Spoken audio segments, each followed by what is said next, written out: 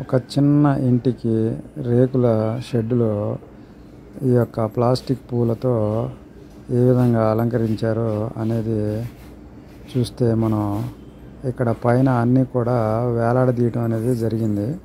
అయితే ఇందులో మనకి థర్మాకోల్, యాపిల్స్, అలాగే ఫ్లవర్స్ వచ్చేసరికి ఈ ప్లాస్టిక్తో చేసినటువంటి ఫ్లవర్స్ ఇవన్నీ కూడా తాళ్లతో కట్టి వేలాడదీయడం అనేది జరిగింది.